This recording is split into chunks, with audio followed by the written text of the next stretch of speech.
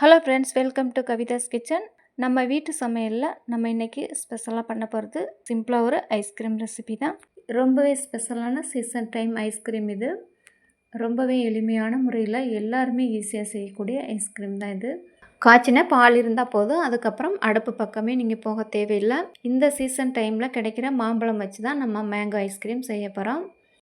சீசனில் கிடைக்கிற ஒவ்வொரு பொருளும் சீசன்லேயே நம்ம செஞ்சு சாப்பிட்டோன்னா விருந்து மாதிரி சாப்பிட்லாம். சீசன் போனதுக்கப்புறம் நம்ம தேடி பிடிச்சி வாங்கி சாப்பிட்டோன்னா கண்டிப்பாக அது மருந்து தான், மருந்து மாதிரி தான் சாப்பிட்ணும். அதனால் சீசன் டைமில் செஞ்சு சாப்பிட்ருங்க. மேங்கோ ஐஸ்கிரீம் செய்கிறதுக்கு இப்போ தேவையான பொருட்கள் எல்லாமே நம்ம எடுத்துக்கலாம். மாம்பழம் எடுத்துக்கலாம். கொஞ்சம் கூட புளிப்பு இல்லாமல் தித்திப்பாக உள்ள மாம்பழம் எடுத்துக்கிறோங்க. மாம்பழத்தில் உள்ள தோல் நீக்கிட்டு சின்ன சின்ன துண்டுகளாக கட் பண்ணி எடுத்துக்கிறோங்க. ஒரு கப் அளவு பால் பவுடர் எடுத்துக்கிறேங்க. நான் எடுத்துருக்கிறது நல்ல பிராண்டட் பால் பவுடர் தான். ஏன்னா ஐஸ்கிரீம் வந்து குழந்தைங்க சின்ன பிள்ளைங்க தான் அதிகமாக விரும்பி சாப்பிடுவாங்க. அந்த மாதிரி நீங்களும் நல்ல பால் பவுடராக எடுத்து செய்யுங்க. அரை கப் அளவு சீனி எடுத்துக்கிறேங்க. சீனியை மிக்சியில் போட்டு அரைச்சிட்டு பவுடர் பண்ணி அரை கப் அளவு எடுத்துக்கிறேங்க. ஒரு கப் அளவு பால் எடுத்துக்கிறேங்க. காய்ச்சி ஆற வச்ச திக்கான பால். ஃப்ரெஷ் க்ரீம் ஒரு கப் அளவு எடுத்துக்கிறேங்க.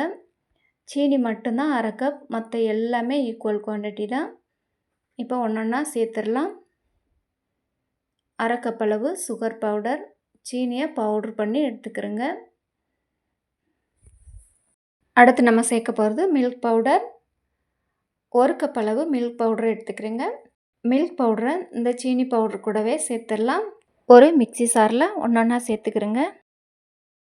நான் ஒரு ஜூஸரில் தான் எல்லாத்தையுமே சேர்த்து அரைக்க போகிறேன். ஸ்மூத்தாக அரைக்கிற மாதிரியான ஒரு ஜூஸரில் நான் சேர்த்துருக்கேன்.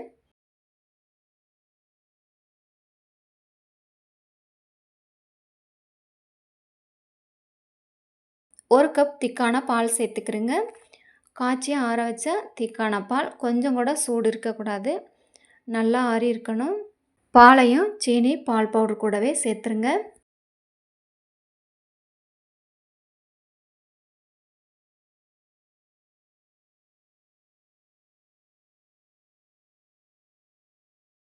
நம்ம எடுத்துக்கிட்ட ஒவ்வொரு பொருட்களையுமே நம்ம வந்து ஒரே கப் வச்சு தான் அளந்துக்கிட்டு இருக்கோம். ஈக்குவல் குவான்டிட்டி தான். அதே மாதிரி நீங்கள் எந்த கப் வச்சு அளந்துக்கிறீங்களோ அதே கப் வச்சு எல்லாத்தையுமே அளந்துக்கிறங்க. நம்ம சேர்த்துக்கிறதுல சுகர் மட்டும்தான் கம்மியான அளவு, மீதம் எல்லா பொருட்களுமே சமமான அளவில் சேர்த்துக்கிறங்க. அடுத்து ஒரு கப் ஃப்ரெஷ் க்ரீம் சேர்த்துக்கிறங்க. ஃப்ரெஷ் க்ரீமையும் இது கூடவே ஒன்றா சேர்த்துடலாம்.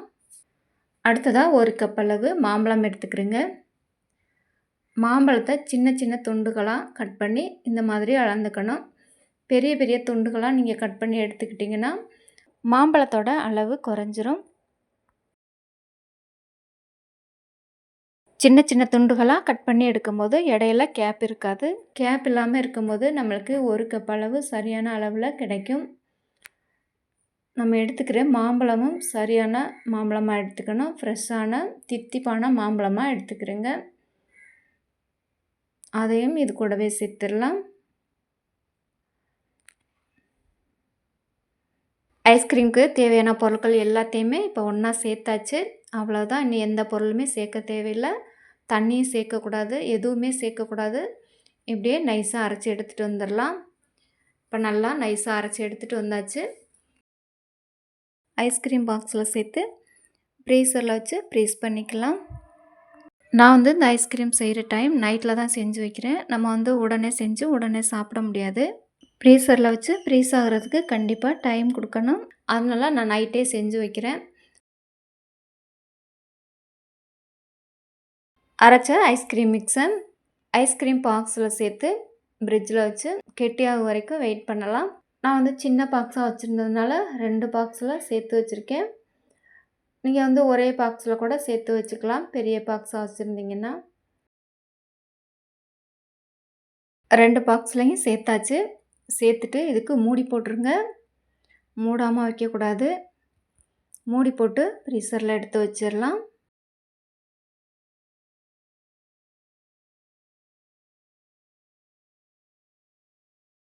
தண்ணி உள்ளே போயிடாமல் மூடியை நல்லா டைட்டாக மூடி ஃப்ரீசருக்குள்ளே எடுத்து வச்சுருங்க. இப்போ ஃப்ரீசரில் நான் எடுத்து வச்சுட்டேன்.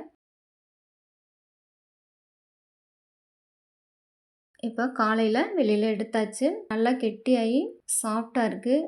இதை இன்னொரு முறை மிக்சியில் சேர்த்து அரைச்சி மறுபடியும் ஃப்ரீஸ் பண்ணி நம்ம ஐஸ்கிரீமை எடுத்து சாப்பிட்றலாம். இப்போவே சாப்பிட்ற மாதிரி நல்லா சாஃப்டாக தான் இருக்குது. இன்னும் ஒரு முறை நல்லா சாஃப்டாக அரைச்சிட்டு ஃப்ரீஸ் பண்ணோன்னா இன்னும் ஸ்மூத்தாக ஐஸ்கிரீம் ரொம்பவே டேஸ்டியாக இருக்கும்.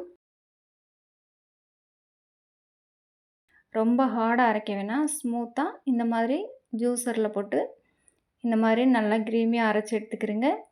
அரைச்சிட்டு அதே பாக்ஸில் ஊற்றி மறுபடியும் ஃப்ரீஸ் பண்ணிடுங்க. மூடி போட்டு ஃப்ரீசரில் எடுத்து வச்சுருங்க. நல்லா ஃப்ரீஸ் ஆனதுக்கப்புறம் நம்மளுக்கு டேஸ்டியான சூப்பரான ஒரு மேங்கோ ஐஸ்கிரீம் ரெடி ஆயிரும்.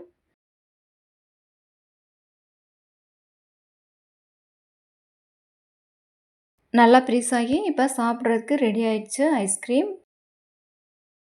சாஃப்டாக டேஸ்டியான ஐஸ்கிரீம் சூப்பராக தயாராகிடுச்சு. இந்த மேங்கோ ஐஸ்கிரீம் நீங்கள் கடையில் வாங்கி சாப்பிட்ற ஐஸ்கிரீமை விட ரொம்பவே டேஸ்டியாக இருக்கும். கண்டிப்பாக நீங்களும் மிஸ் பண்ணாமல் ட்ரை பண்ணி பாருங்கள்.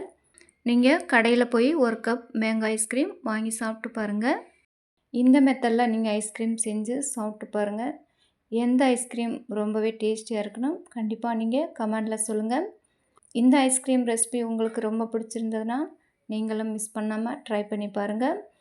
ஃப்ரெண்ட்ஸ் அண்ட் ஃபேமிலி கூட ஷேர் பண்ண மறந்துடாதீங்க. வீடியோ பிடிச்சிருந்தா லைக் பண்ணுங்கள். சேனலை சப்ஸ்கிரைப் பண்ணாதவங்களாக இருந்தால் மறக்காமல் சேனலை சப்ஸ்கிரைப் பண்ணுங்கள். மீண்டும் ஒரு வீடியோவில் சந்திப்போம். நன்றி.